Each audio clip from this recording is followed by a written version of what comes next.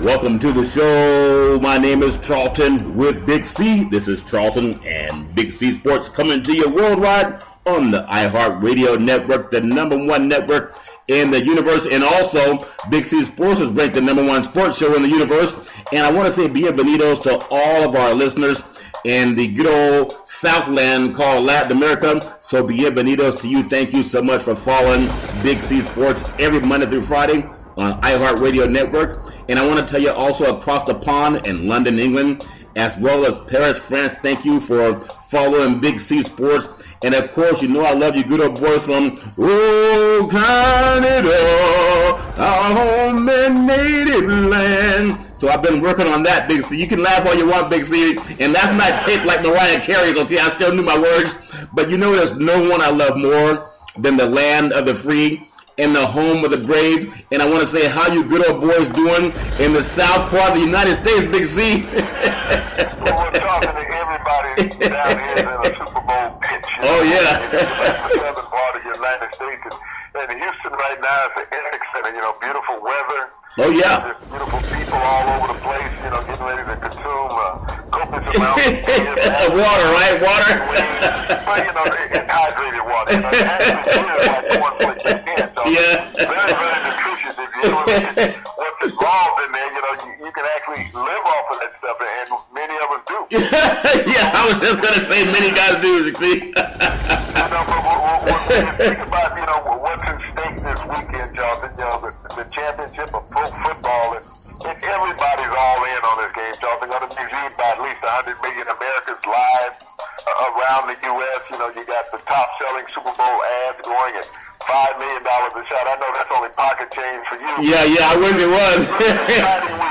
I have some big pockets. My pockets may be really big, Big C. I tell you, it's today's Super Bowl show on Big C Sports, and it's a beautiful February the 3rd, 2017, also known as Black History Month or African American History Month. I really want to pay homage to all the great people of America, and of course, the African Americans culture that has endured so much coming to America and making this country great.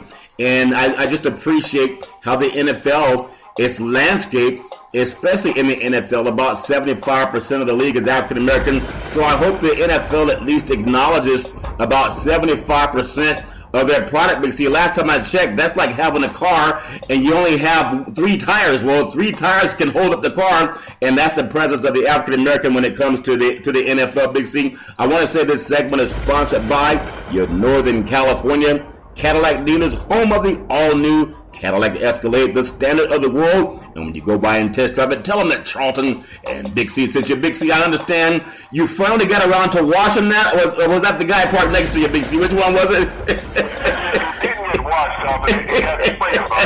Okay. Some light rain showers down here, so it got a little bit wet, and it might have moved a couple of dirt particles. Oh, okay. We'll go out and get that replaced. It's not a problem. Sitting at the airport sometime, and it gets to the point. Yeah. When we get back home, we'll get back into our normal terrain. It's funny. I think yesterday you said you leave her out in the parking lot, she's waiting on Daddy, and I thought that's funny.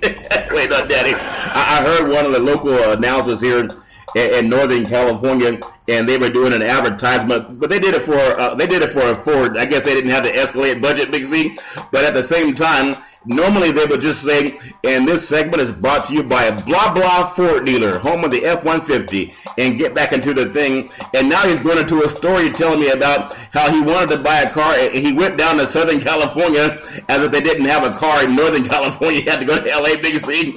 And then he was telling the story how he called the dealership and it got him the color that he wanted, inside and outside, Big C. It even had 4 tires on it. And when he showed up to pick it up, they had the guys, it was all clean and shiny waiting for him to go in the parking lot. It took like 1 minute. I said, well, who takes more than a minute to talk about this sponsorship other than Big C? Now everybody's doing it. See, your thoughts? Well, everybody has to create a story. We have so many listeners in the world of broadcasting that pay attention to our show, and we greatly appreciate the listeners from ESPN, Fox, ABC, NBC, and all the radio networks around the country. We feel that that's great promise for us that we need that much in your programming, and we can make the show easy for you. But at least When we run with these things daily and weekly, and we turn around and listen to it on their shows. Yeah.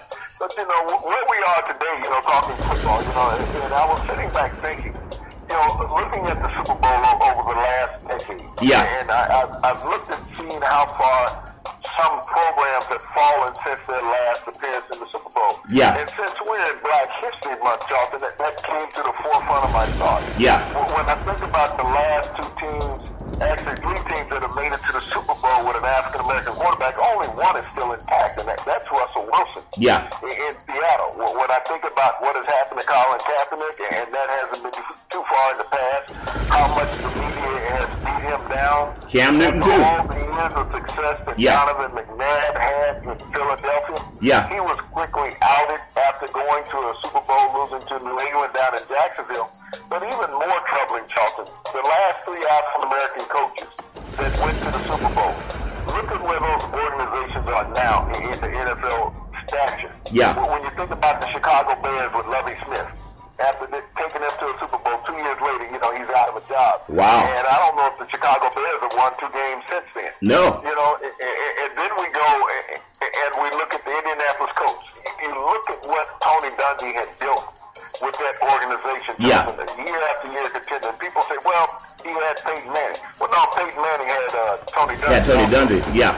We got to look at that because prior to Tony Dungy, they had another coach that wasn't successful, and he turned that organization around. But also, it was followed up by Jim Caldwell after Tony Dungy, Charlton, who is now the head coach of the Detroit Lions, and he's turned that organization around, which was a doormat in the NFL for a long time. Yeah. But you can't say the same about the Indianapolis Colts organization now, which has the highest paid quarterback in the NFL, and this coach in Chuck Pagano, Yeah. they keep finding excuses for. African-American coaches are long gone. Chuck Pagano been finding excuses for. So when we talk about Black History Month in sports in America, we have to look at how prominent the African-American has been at the quarterback helm and also at the coaching helm in the NFL getting into the championship game. Well, Big C, I want to take this time to just acknowledge one of the greatest actors when you talk about African Americans, and I know this is our Super Bowl week, but we do want to pay homage to all of the things that we've done over the past. I wanted to just bring up one of the greatest actors in the history, I think, of the world. And not only is he a great actor, he has a great voice, a lot like yours. And everybody talks about what does it take to get a chance in Hollywood. And now Hollywood is kind of on his high horse about opportunity. Now they see what bigotry really looks like under the Trump administration and all the hatred, whether you believe Trump or not. But I just want to thank Morgan Freeman for being not just a great actor, but an ambassador for African-American men. And I look at the great Morgan Freeman, and I think back to the days of the great Dr. Martin Luther King Jr. and John Lewis, who's still the last remaining civil rights leader. But look at someone like Morgan Freeman, who's up there in age, but he's so excellent in his work. He's so excellent in television. He's so excellent on radio. And he's someone, when you think about it, prior to these guys being beaten up and marching for fairness and equality, a lot like a lot of the people outside of the Super Bowl in Houston, he wouldn't have had the chance to become as great as he is. Your thoughts on the great Morgan Freeman as we honor Black History Month, Big C? Well, Charlton, you got to look at the era that Morgan Freeman grew up in. He's in that same age bracket as, the senator, the congressman you were thinking about. Yeah, John Lewis. Older than Lewis. Yeah. Okay? Yeah. So he grew up in segregation. He knows what Jim Crow is about. He's out of the southern part of the United States, Charlton. So he's dealt with adversity through his younger years in life. And this is a man who worked through perseverance. Yeah. He's very well known as his role for playing God. So, yeah. He's very synonymous with a higher power, and so that may be a lot of his calling. Yeah. He even has a show on television now, Search for God. So when you think about Morgan Freeman, and we can look at him in his plethora of movie roles, and to me, the greatest role he ever played was in Shawshank Redemption. Oh, amazing! He played not only an actor but the narrator of the movie. Yeah. Very powerful and delivering in what he did there. But Morgan Freeman has spoken to the masses in the United States. Yeah. And he has that resounding voice that makes you pay attention. Yeah. But also, he has played roles of dignity and executed it at the utmost level throughout his career. But also, the role that he has played in society, Charles. He has walked and ate with kings and presidents, and he has been respected and revered by all. Yeah. And this is not because of his color. Yeah. Because of, as Dr. King would say, the content of his character. Yeah. And that's what is personified so much in African-American society. And, you know, when you look at the media outlets, they like to show the negative part of society. Yeah. I think about this ban that we've had by the current president in the United States on these 7 countries that have nothing to do with any of the attacks that have ever been executed on the United States. Well, they're all countries of color, though, when you think about it. They're all countries of color. They're not Russia that hacked our election. These are countries of color, Big C. But he didn't put any bans on the countries, Charlton, that have put attacks on the U.S. because he does business in those countries, Charlton. Yeah. Those countries are financial loopholes for him. Yeah. But even in a greater step, Charlton, we have had attacks by U.S. citizens in this country, Charlton, that they've never said that they were Muslim, you know, radical Muslim. You know, I think about the attack in the movie theater in Colorado. Yeah. And when it was started off by the high school in Columbine in Colorado, I think about the middle school at Sandy Hook. And even the Edward L. Murrow building in Oklahoma City, when it was blown up years ago back in the 80s, that no one ever said it was radical Islam. And because this was executed by American citizens. So how do you put a ban, Charlton, on American citizens who wish to do peril against its own people? How do you signal those people out there? And they're right here in your backyard. Yeah. Versus going across the water some 8,000 to 10,000 miles trying to single out people in a nation that you know nothing about. Well, Big C, that's something else, and you talk about that, and we think about Mandela, how, you know, apartheid, where it was learned from America's segregation in Jim Crow days, but just as some of the great actors, and you just think about it, whether it's Denzel Washington or whether it's, you know, we talked about some of the great actresses over the world, Halle Berry, whether it's a Will Smith or who was the brother that played Officer in a General? Lou Gossett Jr., an amazing, brilliant, intelligent, good-looking man, but how many times have they just taken advantage of every opportunity given to them? They weren't fed with a silver spoon in their mouth like a Donald Trump, and they became great. The last thing I want to say about this, as we celebrate Black History Month, and I want to give it more than just 2 seconds, Big C, I look at the activist Angela Davis. She appears in the documentary 13th that you can only see on Netflix, and actually it's up for an award. And I think it's so poignant in the documentary 13th, as we talk about 75% of the men suiting up in the Super Bowl are African American, Big C.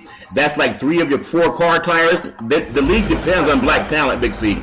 This stunning documentary that everyone should see, it talks about the mass incarceration rate that was began by the Reagan and the Clinton administration.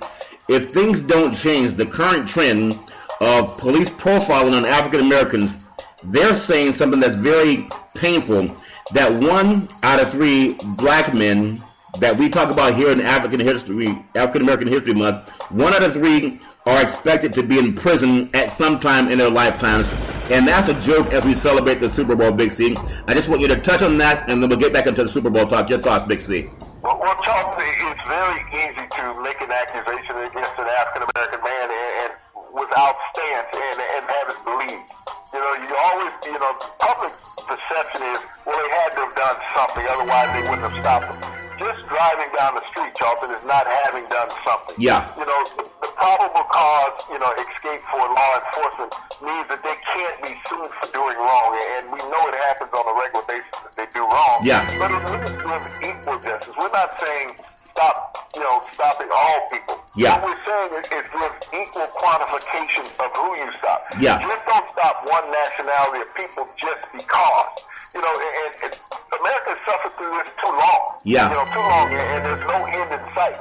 You always, and I've thought many times, if the roles were reversed, yeah. If African-American officers were stopping, white citizens at the same rate, Charlton. Yeah. If they were, asking the same questions, if they were being as abusive at the same rate, Charlton, as white officers, yeah. How would America's stance be at that point? How would they look at it if these were African-American officers that we saw on the news at night doing these certain things? Would America have a different outcry as far as how police handle things? Yeah. But we don't see that because I think it's handled with a little more dignity from those African American officers saw. I think is that they take pride in wearing the blue, and so we don't see these harsh incidents at the number rate that we see. And people will say, "Well, it's disproportionate because there's more white officers." Well, if there's more white officers, then there should be less light on the society crime. Well, there's a movie by a great actor, I think Matthew McConaughey,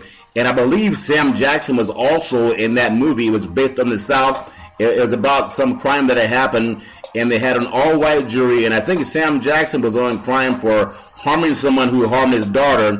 And this is like a Donald Trump's administration looked kind of like the jury. They were all white, Big C. There was Kevin Spacey, Sandra Bullock, Donald Sutherland, Kiefer Sutherland. Yeah.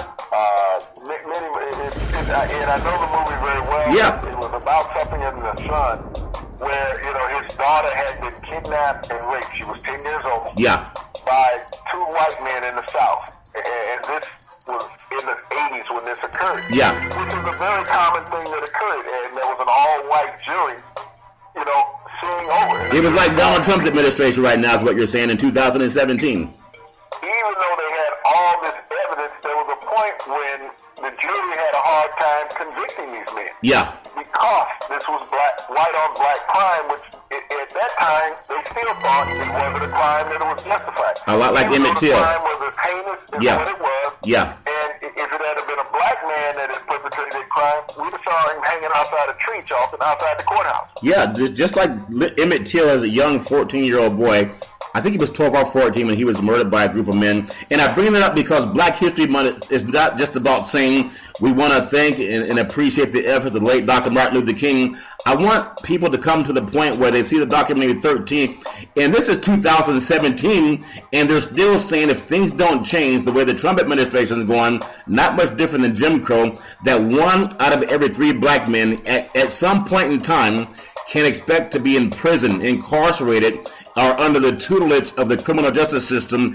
And for the most part, about 95% would be placed there by white judges, Big C. And that's crazy. And we got to put a stop to that. And so I hope that everybody, as we start celebrating African American History Month, I hope we get to the point where we're given the same respect as these athletes in uniforms that are entertaining over 100 million people showing up to watch predominantly black men play a sport, but that same type of people that show up for job interviews sometimes face enmity and discrimination. And if we don't talk about it like Dr. King, then nobody will. I want to say this segment is sponsored by the California Lottery. What can a buck do for you? I think the Powerball on Saturday is over $230 million. Big C, I know that's not a lot to get you out of bed. And some of the good old boys that build football teams and stadiums down the South. But for most people, that could buy a lot of, Escalades or whatever you need to keep going for a couple of years. I know the lifestyle of maybe Floyd Money Mayweather, he may not even get out of bed for $200 million. Your thoughts, Big C? I don't think Floyd's going to waste his time at all. That's not reality. That's money that people have to work for. Yeah. You want something to give to him for going out not even breaking a sweat when you look at what the great Floyd Mayweather does. That's a tremendous actor, a tremendous amount of money that will change the lives of a lot of people, Charlton. But, just when you think about that and you think about Black History Month, Charlton, how much that would mean to, have several families win that. Yeah. And have it split around and, it would benefit so many. So those are the things that you look at and want to appreciate in society when those things happen and how that will benefit. We always know it will benefit education. Hopefully Nancy DuBois does not get in, to destroy education. But that's a wonderful opportunity for those lucky winners in that job. Well, I just want to say it's already been won by Charlton and Big C Sports, Big C. Just so you know, you'll get the memo tomorrow in the alternative Saturday, okay? Or is it alternative Saturday, something like that? And I also want to say, as we get ready for this big Super Bowl 51 appearance, I do want to take the time to also congratulate someone that I met back in 1998. Her name is Tyra Vanderveer, and she's actually the women's basketball coach at Stanford University. Big C, she's going for her 1,000th career victory, and she'll join the late Pat Summitt as the only Division I's women's basketball coach to reach that milestone. If Stanford can beat the men of Troy, but I think they're bringing that white horse up to Maple Pavilion, Big C. I don't know if they're going to get that win with that white horse scaring people in the court, Big C. Your thoughts? Well, I'm wondering what he might drop on the court. Yeah. A little bit, in Texas, 1,000 win for Tara. But, you want to give Tara a lot of praise, Jonathan. Over the years, you think about the great University of Stanford, and so much has been said about their football program, because when you look back at their football program, Jonathan, Bill Walsh, Dennis Green, Jim Harbaugh have been head coaches that have come out of there. And Tyrone Willingham also. Tyrone Willingham in the NFL. And now you have Shaw out there, doing a great job. But, when you think about Tara and her longevity, and we spoke about it in the past, athletes at Stanford have to be accepted academically prior to getting an athletic scholarship. So you just don't go in there and sign a scholarship and hope that you keep your level up. So, she's done a tremendous job coaching some very bright young ladies in America over her time here at Stanford, Dolphin. And you got to give her much praise for reaching that plateau or just about at that plateau, Charlton, of 1,000 victories, and doing it with one university. Only Mike Krzyzewski, the late Pat Summitt, and now Todd Vandermeer will have eclipsed that at one university, Charlton. Yeah, and when you think about it, I never forget being down there on the farm working as a statistician before. I did some work with Bob Fitzgerald, who works with the Golden State Warriors. Also, there was one of the better, analysts I've ever met is Dan Belwamini. I've learned so much just watching him talk. There's also Bill McDonald, does a lot of work for the Los Angeles Lakers. So back in the day, I never forget some of the guys that opened the door for me sitting there on the sidelines and just seeing her and the way she's done her thing for so many years, Big C. They also had Coach Montgomery coaching the men's basketball team at that time. But the great staff at University, congratulations. I hope she gets it. It would be great, Big C, to see her get it before the Super Bowl, because we know everybody's paying attention to the Super Bowl. But Vanderveer, not only does she graduate all of her players, she does a great job leading these young women that really, for the most part, they never get in trouble. They never have a scandal. And there's hardly ever any program going on probation that's ran by women's sports teams. Big C, your thoughts on that? Well, they're the epitome of what college sports should be, Charlton. And, as far as being consistent academically, performance, you get that out of the female programs. It's almost like a lost normal because of the male programs are so financially driven. It's all about the next dollar. And so players are forced to think about the next dollar, not about achieving success in life, but getting the next dollar for the program and then potentially getting it for themselves. Women think about being pillars of the future, of the community, Charlton.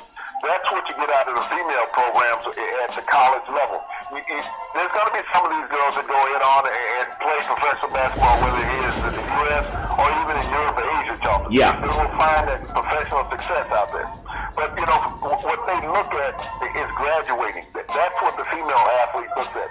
They're not looking at the one and done, two and be gone. They're looking at 4 and graduating, Jonathan. And that's what makes these programs so strong, is that you have senior leadership to go along with the great coaching, is that when you have a player that's been in your program 4 and 5 years and you get a red shirt year out of them, that's why you have success at this level. Well, Big C, that's very true. And so I just want to congratulate her again on building such a dominant program when it comes to basketball. And another thing I want to talk about, since we're on the world of basketball, one of the greatest organizations in the history of sports, you have to look at in the NBA, you have none other than the Los Angeles Lakers. It started back in the Midwest in Milwaukee, came out to Los Angeles back in the day, and they've had some changes down in Los Angeles, a team that's had, I think, 3 of the NBA's top 3 scorers in the history of the game. I think is Wilt Chamberlain. Not Wilt Chamberlain. It's Wilt Chamberlain. Wilt's part of that, Charlie. He's number 3 on the list. And then you have Kareem Abdul-Jabbar. Number 1 on the list. And I think Karl Malone's number 3, if I'm not correct, 2 or 3. He only played a year there, but Karl's also in that top 4. When you think about it, Charlton, when you look at the all-time leading scorers in the NBA, you got Kareem number 1. You got Karl's number 2. Wilt's number 3. All right, and you got Kobe, I believe, sitting at number 5. Number 4 and number 5. So when you think about it, and not only that, Charlton, you have the logo of the NBA, Jerry West. Yeah. That emblem that you see is Jerry West. Every jersey. He averaged 25 points a game throughout his career. Yeah. He's great illustrious career with the Lakers and also won an NBA title. So, that's a tremendous program, Charles. Yeah, and when you think about that, losing is not acceptable in Los Angeles, Big C. And I think they have one of the greatest players in the history of the game also, even though he's out of Michigan and is Magic Johnson, and he's now going to be part of the Lakers ownership under an advisory role and handle on matters of business. Now, Magic Johnson, he's nearly a billionaire from what I understand. Here's a guy that grew up without a spoon in his, what they call a silver spoon in his mouth, kind of like a George Bush or a Donald Trump. But this is African American History Month. And I know everybody wants to talk about who's going to win the Super Bowl and who's going to play well in the Super Bowl. But you have always talked to me about something that I really didn't understand until I kind of opened my eyes more. It's about the business. And when I hear Magic Johnson say it's about business, and you have some people that are going to be moving people around in L.A., and they want to put someone like Magic Johnson, who's played every position on the floor in a playoff series, Big C. Nobody else has done that but Magic. If anyone can help turn the Lakers organization around, I think it would be Magic. And as an African American, he's not someone who just finished playing the sport and went off and lived, in seclusion. This man has created employment all over the country, irrespective of guys like Rush Limbaugh and what they say. And he does it without discriminating against people like Donald Trump. Big C, your thoughts? Magic is what's known as Mr. Lakers. Everybody over time, assimilates those two together. Yeah. Lakers and Magic Johnson. He spent his entire career there. Brought in championships, but he was as much of a spokesperson and a centerpiece with that great organization, Charlton, with the people that were involved with it. When you think about the great players that they had. Yeah. But they're hoping that Magic can come back and bring some of that spark and also some insightfulness to Jenny Buck. She's taken over the lead role of the organization from her brother, who really didn't have a handle on it. I think he was just, like every rich son who inherited something from their dad. He just wants to go out there and see how bad he can wreck. You mean like Mark Davis and Donald Trump, Big C? Is that what you're talking about? Those two guys? Same type of mentality. Okay. But, Rudy was a savvy business person, and she was that under her dad, the late Jerry Buck. Yeah. She worked underneath him and learned a lot, but she knows what she learned is that the relationship that he had with Magic and Magic's passion for the Lakers. And this is what you have for somebody who develops you into this solid person. And I think back to the time when Magic signed the largest contract in NBA history. Yeah. And everybody's like, wow, this kind of money. Magic signed a $25 million 25-year contract. And everybody thought that was all the money in the world. When Magic signed that contract in the early 80s. Yeah. Not realizing players would make more than that in the season now. Yeah. But at the time, it was just an unheard of amount of cash. But Dr. Buss knew how much Magic meant to the Lakers as well as the NBA. That he wanted to make him a lifetime Laker. And that's what Magic is, a lifetime Laker. Yeah. When you think about him, you didn't think about him like a Michael Jordan going off to other teams to, extend his career and garnish his legacy. You spoke about Karl Malone, who was an icon in Utah, but, wanted to come to the Lakers to finish up his career along with, Gary Payton, who had let Supersonics come there. They were just too old to put any spark into the organization. But, Magic, this is what the NBA needs, is an infusion of intelligence and insightfulness. And if Magic can bring the Lakers back to prominence, you talk about that. And the Lakers tonight are in Boston. Yeah. Luke Walton is taking his team back to Boston to play at the new TD Garden, which took the place of the Boston Garden. Yeah. But, this is a place that he used to go as a kid with his dad to the games when his dad, Bill Walton, was playing, and he used to be on the other sideline watching the Lakers and rooting against them, and I wonder what kind of feelings will he have now going back to the new Garden also with his Laker team and coaching against the team that he used to root against when he was a child. Well, Big C, and that's important. We talk about, and this is something I want to bring, again, I go back to the documentary 13th, and how the 13th Amendment in the Constitution that abolished slavery, there were some loopholes that led to African-American men being brought up on petty charges by white police officers and white judges, and not a lot has changed since that time, Big C, based on Clinton signing the crime bill and Ronald Reagan implementing the same crime bill, and now this stop and frisk that Donald Trump, the new POTUS, wants to implement. Now, take this totally juxtaposition. You have Magic Johnson, who grew up in a hardworking community. You have Donald Trump, who grew up being given everything, didn't have to work for anything. And now you have two men that are in charge of their entities, which is one is the President of the United States, even though we know that is Bannon, that's President. Donald Trump is really the VP in the role that we're playing right now. But Magic Johnson is looking to create inclusion and help rebuild inner cities, help rebuild sports teams. And he's not a bigot, he's not a sexist, and he's inclusive. Now here's a black man that's been ostracized by the system that opened doors for white supremacy, and that's why most of the owners of NFL teams happen to be Caucasian. It's not just because they learned to work hard and get some money. Somebody gave them something, Big C, okay, or they got some business opportunities. And to have Magic Johnson going against the current, he's lived one of the greatest lives you can live as an African American because he was given opportunity. And sure, basketball opened the door, but it's his vision and his intelligence that kept that door open and even made it wider, Big C. I'm more proud of him than who's going to have a great game in this Super Bowl, because a lot of these guys playing the game coming up on Sunday, Big C, they're not going to hire anybody. I mean, I hope they do, but they just need to see that mentorship. And so if any athlete that I'm proud of, I know you've done a lot for a lot of people, Big C, and you kind of do it behind closed doors, but you've done a lot for people, even myself. And guys like Magic Johnson, yourself, where there's a Michael Jordan that's going to open doors, or LeBron James, I just appreciate that they don't just think about themselves. They do something that's going to plant seeds for other people. Tell me how important that is, Big C, that other young black men gravitate to guys like that, as opposed to the guy with the $50 million of gold around his neck. Your thoughts?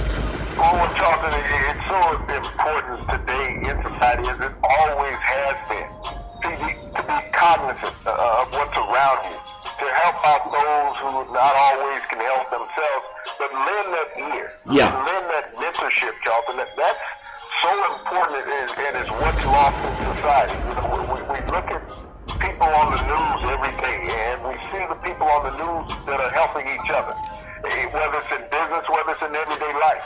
Those who are being that mentor, that are giving that advantage to those persons who didn't have it, Charlton, shorten that curve that it takes to get to success. And that's always the key in society, Charlton. We've always talked about people being handed things in life. You know, when we talk about the president, how his dad got him started with millions of dollars, so he didn't have to go out there and struggle. You know, it makes it a very easy. And I'll give you another example today. You know, Thomas Benson, who was the owner of the New Orleans Saints. We always talk about football, basketball. He owns also the New Orleans Pelicans, Charlton.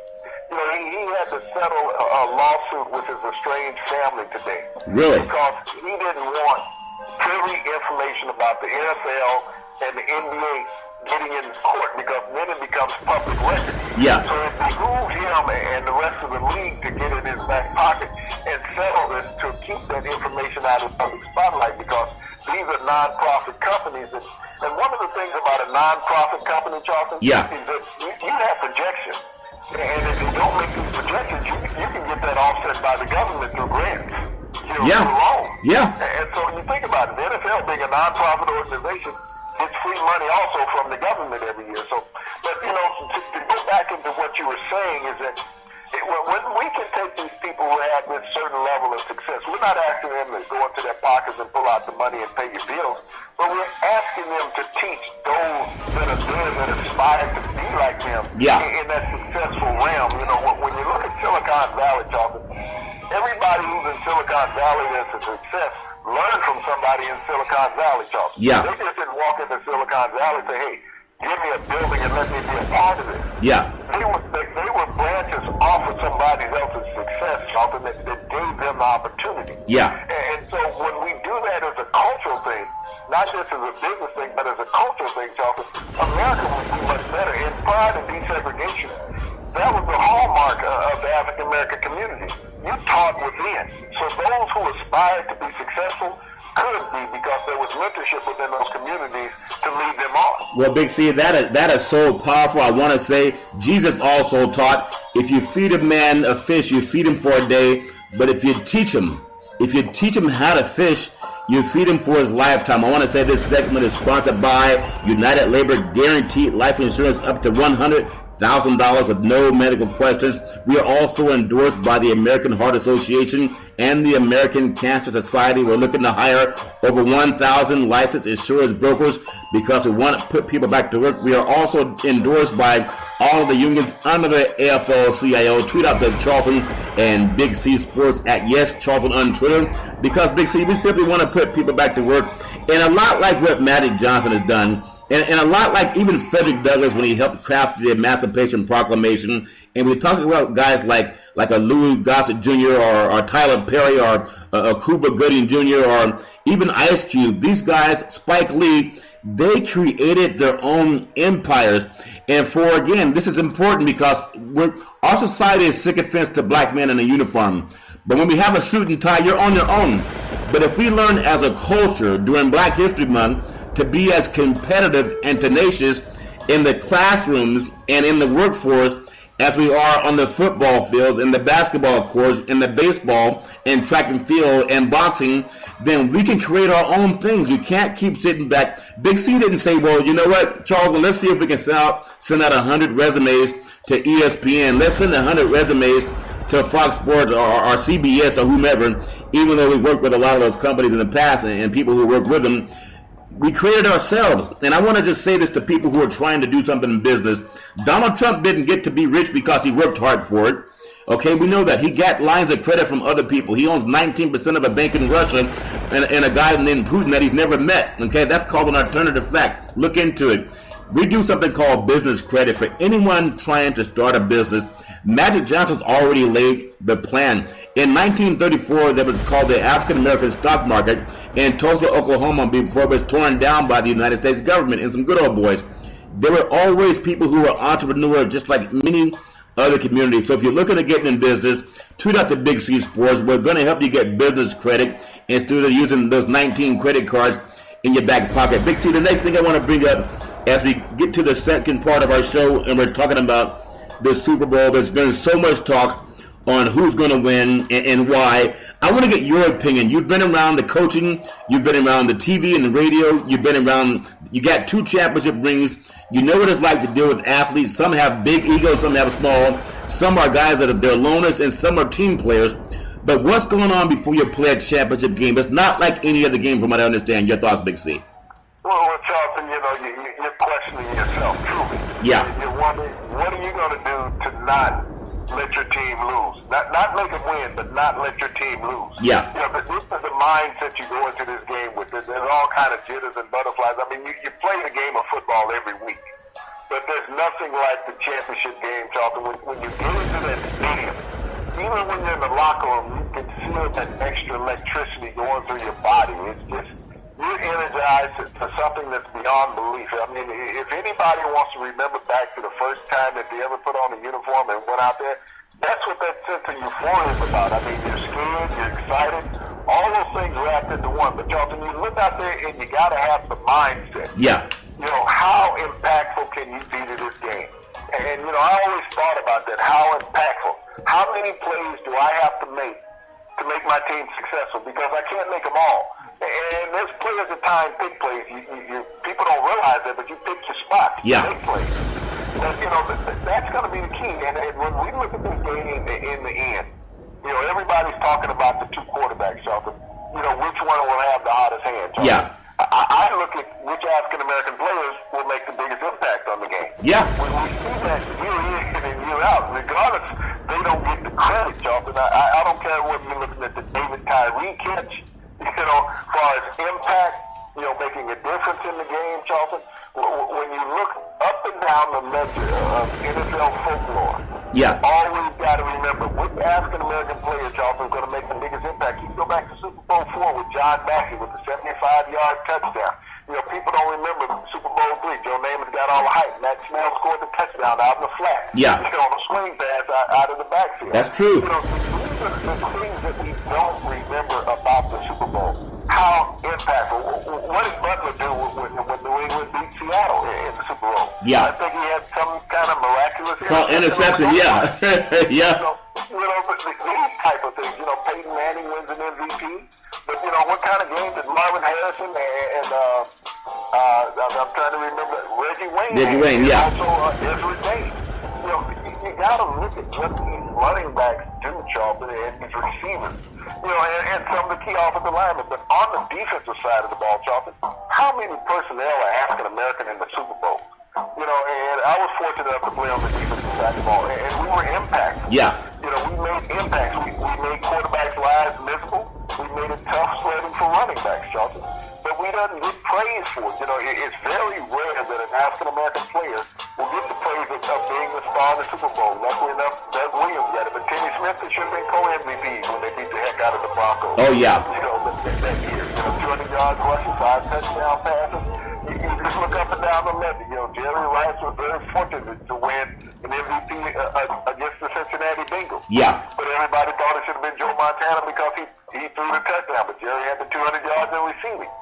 But when you just look up and down the game, Charlton, over time, we see the impact and the importance of the African-American player. And I'm so glad that the Super Bowl moved into African History Month. Yeah. Because when we look at the impact of that culture of people and this stance in this game, when it is graduated and escalated up to, Charlton, without those African-American players, Charlton, how exciting would this game be?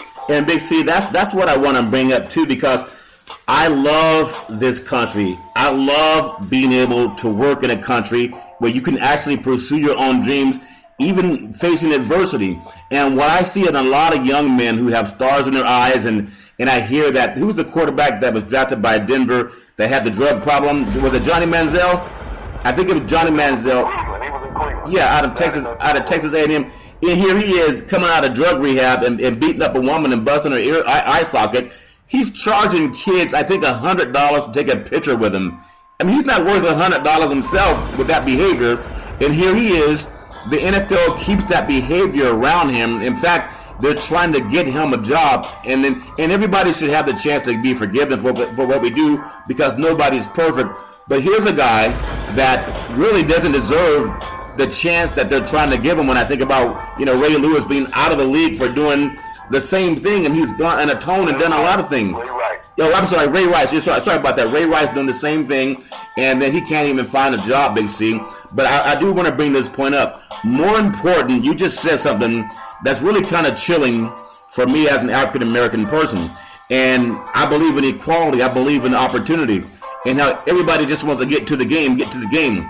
But the 13th documentary, I hope that people watch that as much as they watch this game, because 75% of the players you're going to see on this field, they're subject to this documentary 13 that it talked about.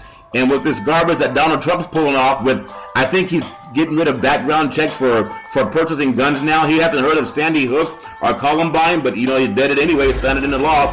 And so there's a lot of more tragedy out there that hopefully we don't have to deal with. But the reality is, anytime you let knuckleheads get firearms, what else do you expect? But I hope that people can see, as young, especially the young black boys, and even young white kids too, but predominantly, they're not the ones under the tutelage of the criminal justice system for the same type of behavior. I hope that people can think more like a Magic Johnson, think more like an Ice Cube, and enjoy the game, but be about your business. It's great to see who won the game. And Big C, you always said this is a business. People are watching the Super Bowl, but this is not about football. It's about big business, and you're talking about billions of dollars are being raised. Pretty much 75% of it, you can account it back to black labor. Your thoughts, Big C? Well, it's very true, Jonathan. The game itself is a venture, okay? But it's the betting outside the game that makes the game so interesting. We know that the game will be played, somebody will be crowned champion, but if the amount of money that exchange hands... $4.5 billion. $4.5 billion. You talked about the lottery. The lottery is nothing compared to the amount of money that's wagered on the Super Bowl legally and illegally. It's probably twice the amount illegally that's wagered on the game. Try 17 times the amount, Big C. 17, they're expecting $130 million legally, $4.5 billion illegally, Big C. Well, everyone doesn't have access to the field, and it has a sporting book, and that's the reason that type of money is laid, Jonathan. And when you think about it, how much that impacts American society, that type of money on the floor. And for every winner, there's losers, Charlton. So, hopefully people will be careful about, the amount they bet and don't bet more than what you can withstand to lose, that you're not putting your house, the whole bills on the line in doing that. But, this is the impact of America, the impulse of wanting to hit it rich all at once. Yeah. You talk about black entertainment in this country, talking the impact of black entertainment, and sports is black entertainment also. We have more of a say in sports black entertainment than we do in any other entertainment around, Charlton. Yeah. But, I look at the music industry, and, when we look at the music industry now, as far as from a black perspective, Charlton, it's like an anti-message to black society.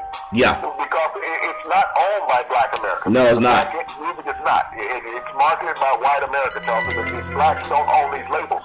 But they're allowed to perpetrate it with all this negative music, these negative lyrics, which go out and destroy the social fabric of neighborhoods and communities, and even just the culture as a whole. Yeah. Because they're thinking that that's what's right. And when you see one of these young guys, and all of a sudden he's made it big, he's running around in his Bentley, and he has all his gold on, and he's drinking Cristal, you're thinking, that's the way for things to go, Charlton. Yeah. That's not the quotas for America. No. But it is the marketing tool that they use to run down society, and society thinks it's acceptable because everyone aspires to hit it rich, just like with the lottery, Charlton. Yeah. And they see these guys as potentially lottery winners that they could be like. So they're all mastering up on their craft and not working on their mental skills, Charlton. And that's what makes it so devastating. You see the athletes. I remember the days when I played and everybody labeled us as dumb jock, Charlton. Yeah. Athletes now are CEOs of their own business because your body is your business. Yeah. And you make so much money, you're technically a CEO. Yeah. And it's just about how well you want to run your company. We see that longevity with so many players. And you also think about this, Charlton, more than anything else. The backlash against an African-American player for retiring. Yeah. You think about that. That you've made enough money to make yourself and your family comfortable, and you say, I no longer have to work for you any longer. And you think about the media backlash. How dare you quit on us when we had you out there killing yourself, breaking up your body, becoming a potential cripple, and we want you to stay out there. You can't walk away just because you're rich now. Yeah. Well, Big C, remember that story we talked about yesterday with Kyle Turley, one of the gentlemen that played football for the New Orleans Saints. Yeah. Right off of the tackle for the Saints, Kyle Turley was just a beast. Yeah. He was nasty. Well, he was nasty. Well, think about Kyle Turley. You talked about Junior Seau, the late Junior Seau, who was the big guy for the Steelers, Mike Webster. The same thing with the CTE and then several other players throughout the league. And the way you brought it up it was so poignant because the point you brought up, not just Turley, but a lot of guys that are going through some type of pain because they have to take something to keep the pain at bay so they can play the game. But the way you painted that picture, and you've been talking about it for a long time, it's about this THC that's in the cannabis that's a natural derivative from the earth, from Mother Earth, as you like to call it, Big C, and it helps people live longer without the side effects that are caused by these illegal prescriptions, like the stuff that Rush Limbaugh uses, or some of the narcotics that they force on guys. If not, they can't tolerate the pain. If you can't tolerate the pain, you often get cut, Big C. So just touch on that one more time on how we need to focus on the health of these guys and not just who's going to get bigger and stronger and faster and how many touchdowns or tackles somebody's going to have in the game, Big C. Your thoughts? Jonathan, it would be great if sports focused their primary concern on the physical well-being of an athlete. They say that because they want them to be in the condition, but there's a sector of society that knows what athletes feel like, Jonathan. Athletes who played these games at a high level for many years. Yeah. And I'm going to call on our female viewers, Jonathan, to understand what I'm saying because they truly do. Women understand what former professional athletes go through because you've been through labor. You know, the torturous hours of childbearing that you have to go through to bring life to this world and joy. That's what former athletes go through. I go through that myself. You know, when you think about your hip being gone, your knee being gone, and having a hard time getting up out of a chair, moving around, you can no longer run. That ability has been taken away from you 100%. Yeah. That you walk at a dragging pace, and at times, with these opiates, your body just doesn't function.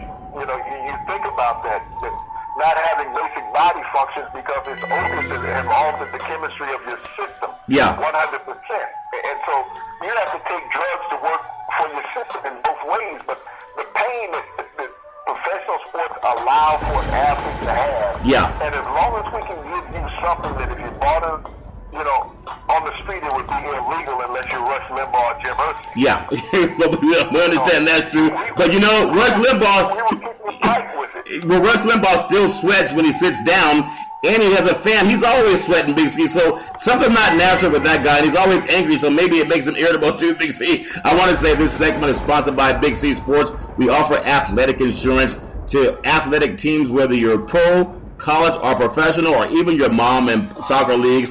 And you can get that through Big C Sports on the iHeart Radio Network every Monday through Friday at 5 o'clock p.m. Pacific Standard Time worldwide on iHeart Radio Network. So Big C, just like on Black History Month, we started Big C Sports because of you. So I want to acknowledge you. I want to pay homage to you and your plethora of knowledge. I think your knowledge of sports is unparalleled in the industry. The only guy I knew that could come close to you was Brett Musburger without a teleprompter. I think he couldn't even hold your shoe, Big C. But I just want to acknowledge you because you do this live, you do it on remote, you do it sometimes from your boat, sometimes you do it from the swamps, sometimes you do it from that Escalade that's all muddy and people think that you're a tree.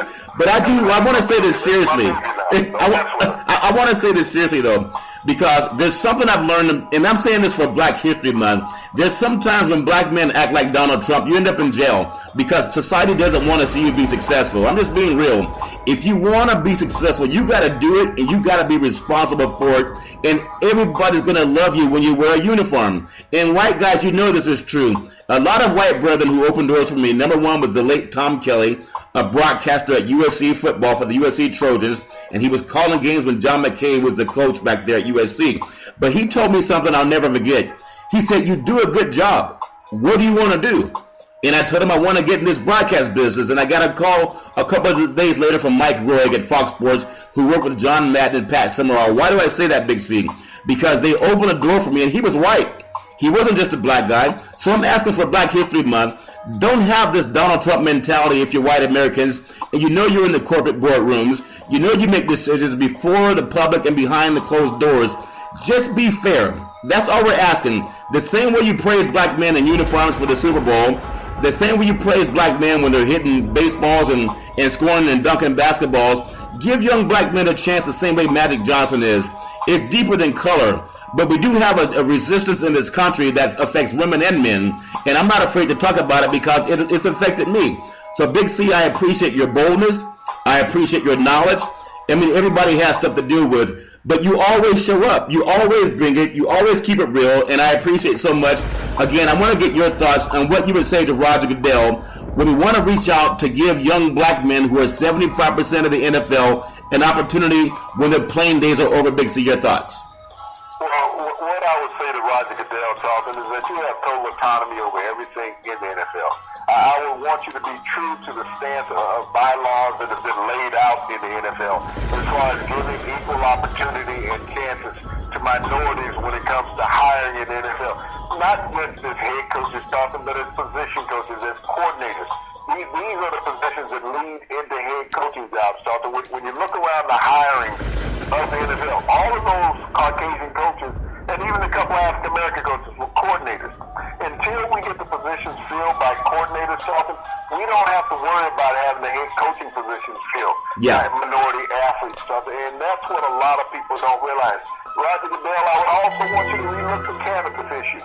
Not that you can have it as a smoking entity, Charlton, but also we have these hemp oils and other medicinal products from this hemp that can be utilized to ease the suffering of the players in the NFL. Everybody thinks that you have to smoke marijuana to utilize marijuana, Charlton. You don't. Marijuana is giving it that to have a bad name, like almost like Obamacare. Okay? Where the Affordable Care Act is actually hemp, Charlton. Call it what it is, hemp. If you label it marijuana, people think it's this bad drug. But you got to find ways to help out these players. You have to have more counseling and more impact programs that these players can deal with. They should be forced And a lot of them don't need to be, but they should be forced to attend these programs in the off season for at least 1 month every year. That these players go into some type of transition program to learn how to cope in society and with the excessive amount of income that they have, Charlie. You got to help a lot of these players because we see a lot of these early entries into the draft, Charlie. Yeah. And when a player loses his job in football now, that's a huge income to lose in 1 day. You could be losing anywhere from $500,000 to $3 or $4 million a year in 1 day. So, you have to know how to make that adjustment. And so the NFL owes it to its alumni and its current players to be more proactive about helping them through the mainstream of life, Charles. Well, Big C, we started off the program for Black History Month, and we want to pay homage to the NFL and coming up on Super Bowl 51 and all the great men that have played this game and the women that have been involved in the front office as well as like a Amy Trask that represented the Oakland Raiders organization for some time back in the day. And guess who gave her the opportunity? It was the Maverick, Al Davis. He didn't care that she was a woman. He gave her an opportunity because he wanted to open a door. He's also hired many African-American coaches, and also I think he hired one of the first African-American quarterbacks in the league. African-American coach in pro football when he hired Art Shell. He also hired the first Hispanic head coach when he hired Tom Flores. So when you talk about Al Davis being the innovator and the bad boy of the NFL all at the same time, without him, how many African-American coaches would there have been? You got to realize that just in the landscape of the NFL, Al Davis created so much, he created the merger of the AFL, NFL. That was Al Davis's baby. As well as hiring the first African-American and Hispanic head coach in the league. Johnson, he also drafted the first African-American quarterback in the first round, Derek Dickey, out of Texas Southern in the NFL. So Al Davis has done so much that he will never get credit for in this league. He will always be looked at as a maverick, but he was the best innovator that the NFL ever had, John. Well, I think he was a maverick, a lot like Vince Lombardi, who coached the first 2 Super Bowl wins with the Green Bay Packers. He was considered a maverick because he didn't just fall for that good old boy mentality, and we know it's there. So I'm saying again, in Black History Month, more important to me is what happens after this 4-hour football game is over. Where are you going to go for work now? Where are you going to go to get a job? Where are you going to go to get income to feed your family? If you can't do it on your own, you need to find someone to give you a job. And so I'm hoping that the NFL that makes billions, I think their projection is to be a $25 billion league, $25 billion with a B, by the year 2027.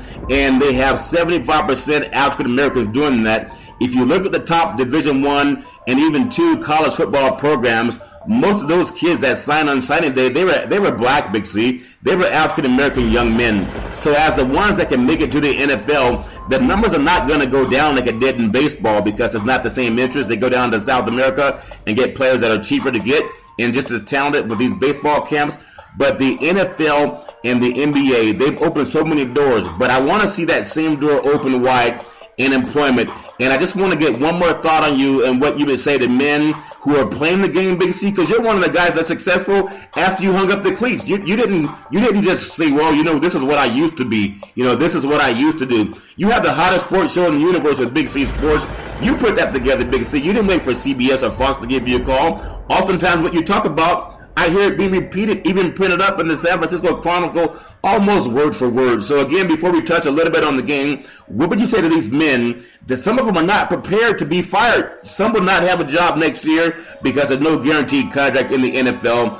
Just like Magic Johnson and some of the other good old boys that have built an empire like Roger Staubach, what should they focus on when the game is over, Big C, and the fans stop screaming? Well, we're talking, you just don't focus on it when the game is over. You focus on it before the game is over. That's a good point. Prepping yourself. And that's a lot of what I spoke about when I said the NFL should be holding these classes, should be mandatory classes. Business prep, social prep. This is what so many of these players need. Charlton, they spend a lot of time having fun. I did that my first few years of playing. I didn't know which way was up and which way was down half the time. Yeah, and sometimes I understand that, Big C. Me too. But you get that way sometimes, Charlton. But there has to be that point that you reach that threshold and say, hey, now I have to focus on my future. because I don't know how long this game will last. Yeah. And I witnessed that with so many former teammates that, all of a sudden you come to the locker room and they were gone. What happened to something? He got cut. He got released. Yeah. And it's like, dang, it happens that quick. But, what happens, Charlton, is that mental impact more than the financial impact that drives players crazy. We lost Rashad Salam not too long ago, former #1 draft pick, Heisman Trophy winner, 42 years of age, Charlton. Yeah. Did not cope with the downside of not having sports as part of his life, a mainstay. Yeah. And we've seen that with so many players over the years, and players that haven't even reached his acclaim that this has occurred with, Charlton. Yeah. And so the NFL owes it to the players to have more of a social structure within the organization, part of that contract that they signed, other than saying, hey, we gave you a few $1 million, figure it out.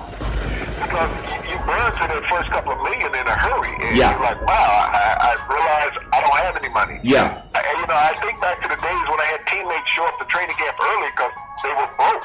Wow. They needed to get those training camp checks just to have money in their pocket again, Charlton, because they didn't know how not to live. Yeah. They thought that, the way they lived through the season was the way they should live through the off season.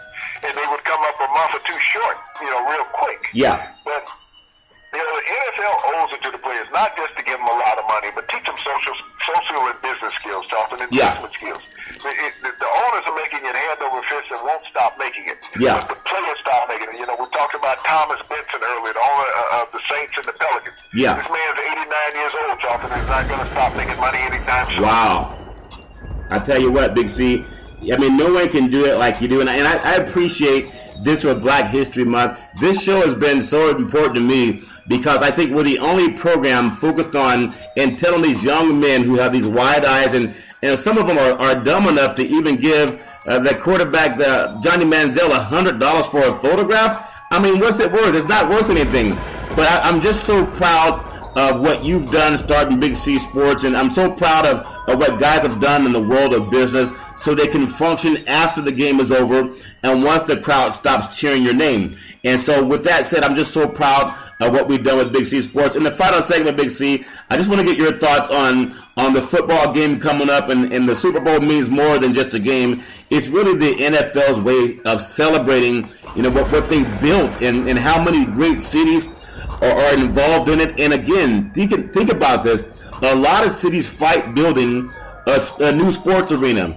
But could you tell me, if Houston didn't have this new stadium, and the Astrodome's not going to hold it, if they didn't have this new stadium, the Super Bowl would be played in some other region of the country. We know what it did for San Francisco last year when they came out here, and just the excitement of being around it. What does it mean to all of these players to play in this game? And then who do you have? And what's your idea of what you're going to look for when it comes to who's going to win this game? Your thoughts, Big C? Well, Charlton, you mentioned the Astrodome right off the back. You got to realize the first Super Bowl that was played in Houston was played across town at Rice University in Rice Stadium between the Dolphins and the Vikings, because it held 25,000 more people than what the Astrodome did. Yeah. So the NFL has never looked at the Astrodome, and also the second victory of the Patriots in their 4 Super Bowl victories came right here at NRG Stadium when it was Reliant Stadium, when they beat the Rams. Not the Rams, but the Carolina Panthers. Yeah. The Carolina Panthers for their second Super Bowl victory. So they've been at home here in the stadium before. But, when you think about this game, Charlton, what it means, Super Bowl 51, we're now on the backside of getting to 100, on the Super Bowl ledger. And you go back 50 Super Bowls ago, Charlton, between the Green Bay Packers and the Kansas City Chiefs. Yeah. And we think about how prominent role, Charlton, that the players played in the inaugural Super Bowl. It wasn't that big of an event, but now it's become Americana. Bart Starr facing Lynn Dawson and Darryl LaMonica in those first 2 Super Bowls at quarterback. The veteran savvy guy came out victorious against the 2 young upstarts that were from the fledgling American Football Conference. Yeah. And so that's sort of what we have now in Super Bowl 51, like what we had in Super Bowl 1. What we had with the old Grizzly and Tom Brady up against the upstart, Matt Ryan. Yeah. Of the hot Atlanta Falcons, facing him for potential to be the best team in the NFL, in the world. But, there's an air of excitement, Charlton, that's there because geographically this game is so close to Atlanta. that it's a day trip for a lot of people getting there. Now, I don't know if they'll get into the game, but it's a day trip. They'll be there anyway, right? It's old hat. And I think one of the things is that, because there's been so much negative news against Tom Brady, and over the years, people say that the Patriots have cheated, and, they're tired of seeing the Patriots there. I was having this conversation with somebody. If you're tired of seeing them there, why don't the rest of the league keep them out of there? Just beat them. Yeah. But there's something about having this ability to win and win consistently that grinds on people and make people produce. That they're not in awe of being there. That's the key to the Patriots. When you look at this roster, Charlton, less than half this roster was with the Patriots when they won their last Super Bowl. Yeah. 21 players. Yeah. 21 players from their last Super Bowl victory, Charlton, are intact. Yeah. So when you think about the enthusiasm of this team, people say, well, it's a veteran team. No, it's an enthusiastic team because you got 32 players, Charlton, that are like rookies, mentality-wise, being excited. But you have 21 steady veterans that can calm them down and teach them how this game is to be played. Yeah. That's a huge advantage for New England when it goes into this game. I love Atlanta offensively. Yeah. Everyone has talked about Julio Jones, and deservedly so, Charlton. He's just a tremendous weapon. Yeah. But Atlanta hasn't seen a defense where you're running 6 and 7 defensive backs all the time. Yeah. So that's a big advantage for New England is to figure out where, Atlanta has to figure out where they're coming from and at what point, who's in coverage. Yeah. They're going to get their points, but will they be able to sustain those points throughout 4 quarters, Charlton? Well, Big C, you just brought up a really good point, and when you think about it, what I'm intrigued about is how Belichick has done this for so long, and it's not because it's not because he got lucky. He didn't have the same kind of success at Cleveland that he's having now, Big C. But New England is probably the only franchise. I think they've gone to the playoffs more than about half of the league combined. When you think of how long they've been running this game since he's been together with Belichick and Brady, they played more playoff games than half the league combined, Big C. And when I look at success, what people love about the Patriots, they also hate about the Patriots. People like to see something new. It's like that new Escalade. People get tired of walking around and seeing clean cars. Sometimes they get tired of washing their cars, Big Z. It doesn't mean they're lazy. They just want to stand out. They want to be the standard of the world, Big Z. But what I appreciate about the Bradys and the Belichick connection is they found something called chemistry. And that same chemistry they found, I think, is the same thing that has kept the Dallas Cowboys out of this Super Bowl because they broke that chemistry. And you talked about it. Even when they played Philadelphia, you said if they don't try to win this game, they're going to lose the first round of the playoffs. And you were right. I don't know how many guys you know down in Las Vegas, BC, but it's about momentum. And both teams have momentum going into this game. I think it's going to be a fabulous Super Bowl. I think it's going to be, the over-under is 58.5 or 50, right about 58, Big C. I think it's going to be over 60. That's my hope. If it's not, it's going to be because defense. But both teams are here because they score. And I just want to get your thoughts again, what you're looking for as I let you close out the show. We talked about the great Lou Gossett Jr. We talked about the great African-American actors and over the days. And how many people have meant something outside of the sport when they take their uniforms off, and whether it's a James Earl Jones or a Magic Johnson or Denzel Washington, the way they do their thing in Hollywood, and Morgan Freeman, his voice is just amazing. But these men, they don't play football. They have jobs after these young men's careers are over, and they are a light of hope for young people to look at. Not everyone can be an entertainer, but you can follow your passion and you can be great. Your thoughts again, Big C, on what's important to you in the Super Bowl 51 in Houston as we close out Big C Sports. Your thoughts, sir. Well, Charlton, I look at this, and we talked about this movie early in the program, A Time to Kill, with Sam Jackson, Sandra Bullock, Kevin Spacey, Keith and Kevin Sutherland, and a wealth of other actors, Charlton, in this movie. When I look at the Super Bowl and what it means to its players, its participants, its communities, it's a sense of unity, it's a sense of pride, it's togetherness as a country. This is really the only time we come together as a nation. Yeah. And you spoke about something, love-hate of the Patriots and Tom Brady. Yeah. But you're still together as a country. Yeah. You have compassion and passion for what you feel on this game day. And if America could be this strong every day. I know we have some difficult times ahead of us in this country right now with all the racial and social unease that is occurring through one individual talking that we have not seen the likes of. President Bannon, many years, But, the Super Bowl, for a few hours will galvanize America.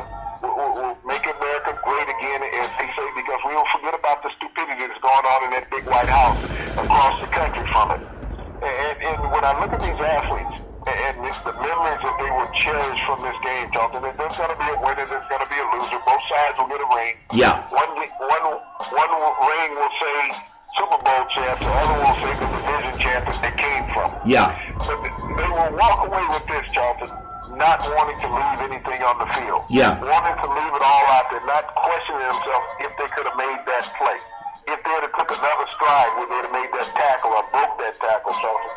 This is what championship fiber is made of. Yeah. When you see the resilience and the joy on players' faces, like I said, I remember Malcolm Butler a couple of years ago when he made the interception against Seattle at the goal line, and everyone said it was a bad call. No, it was two great calls. Yeah. It was a call because Brandon Brown knew what was coming. He had played, with Seattle the year before, so he knew the offense. He knew the plays that were called. So it was a great strategy is what occurred. Russell just didn't recognize who was over there. Yeah. And so the great play was made defensively because he held up the other receiver, allowing Butler to come under. Yeah. But the expression on Butler's face, Jonathan, after the interception, the tears of joy, that's the emotion of a lifetime experience. Once in a lifetime experience, because you have to embrace this game. You never know if you're going to get back. When we look at the NFL Hall of Fame, Chuck, and there's more players in the Hall of Fame without a Super Bowl appearance than there are with a Super Bowl ring. Wow. That's how you have to embrace it. There's more players in the NFL Hall of Fame without a Super Bowl appearance than there are with Super Bowl rings. That's how significant this game is on life. Well, Big C, that's very powerful. And now that you bring that up, I just want to get one more thought from you. Before we close out the show. I appreciate Black History Month, African American History Month, and I know there's a lot of things going on in our country, but we always said that sports is a $1 billion industry, and boys and girls sports is the foundation of that industry. And something about sports is you learn to compete, you learn to fight hard, but you learn to respect your opponent. And I hope that our country can use sports even more so than religion and politics to galvanize America. We are a great country. We're the land of the free and we're the home of the brave, but you have to fight for it and you have to vote for it. And no matter who's in office, we still want our country to be great.